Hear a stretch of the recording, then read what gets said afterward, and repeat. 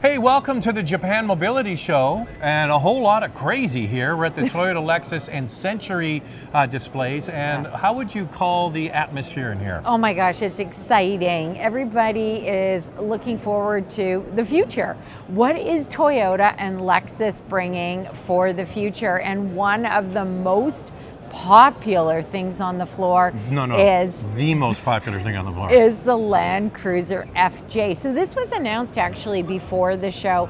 Images were put out, and now they've got it on the floor so people can actually get in and out of the vehicle, sit in it, take pictures, take video.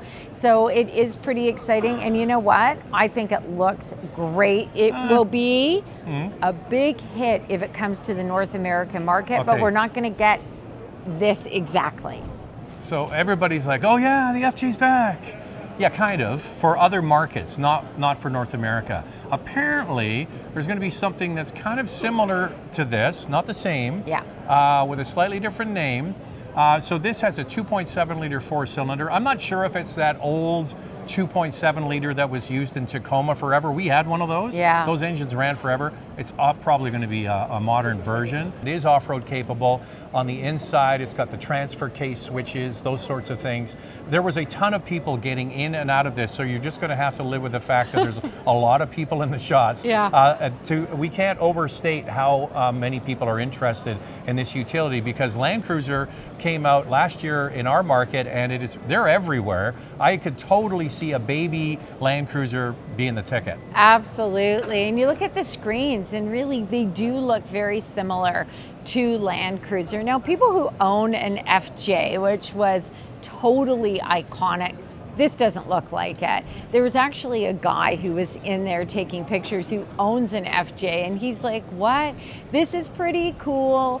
It's going to be more user-friendly, easy to get around in, more comfortable than what he has. And of course, the FJ had the suicide door, so this is more of a basic utility that would be great for urban driving, urban runaround. I remember driving the FJ Cruiser when it first came out, and the overwhelming thing I can remember is you couldn't see out the back because the spare tire was mounted high. There's a little sliver out your rear view mirror, and you still have the high mounted tire here, but we'll have to wait and see until we can drive it. So the interior is quite plasticky on the inside.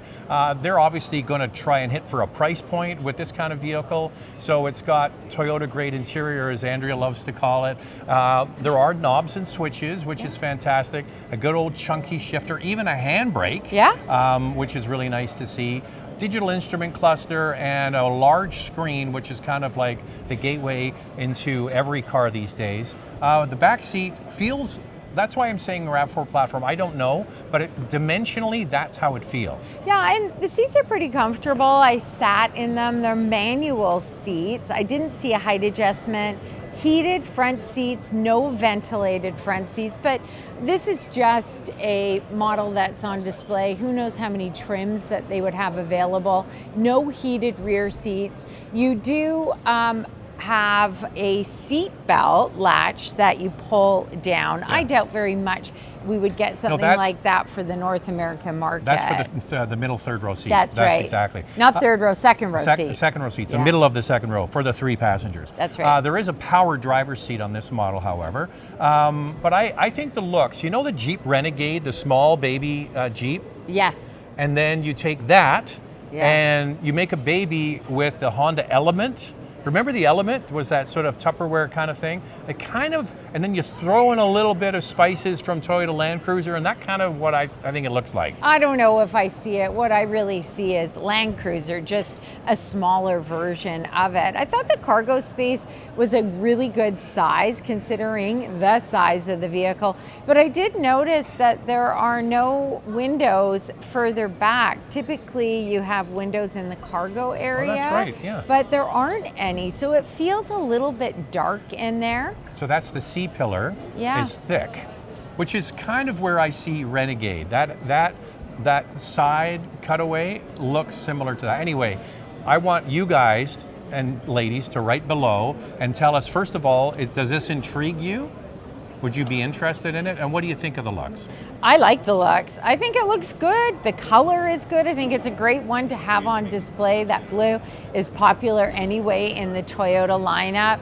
I mean, the vibe is that people are excited. They want this to come. Whether it has the FJ name and it's close to what the FJ used to look like, which it's not, I think that people are just excited to get a model that is a baby Land Cruiser.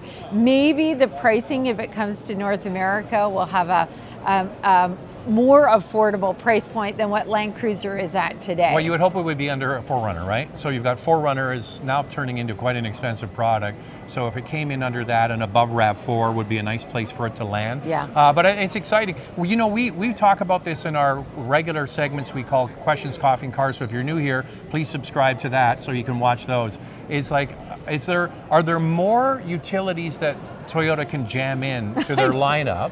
And then, so this whole show is about bringing vehicles for everybody. So they have these SKUs for every segment of the market, from sports cars like Supra all the way up to minivans, and you name it in between. So they've wedged in yet another one. And we all know that SUVs are so popular in the North American market, whether they are smaller or larger. I mean, you look at these full-size SUVs and they're still selling today. I think it really ends up coming down to the powertrain. And if this is offered in a hybrid, which I believe it will, if it comes to North America, it will be a popular choice for many. All right, let us know what you think. Type below. Would you like to see this arrive? I'm almost betting it's coming, but it'll have a different name. So far, it's only been announced for the Japanese market, so we wait and see.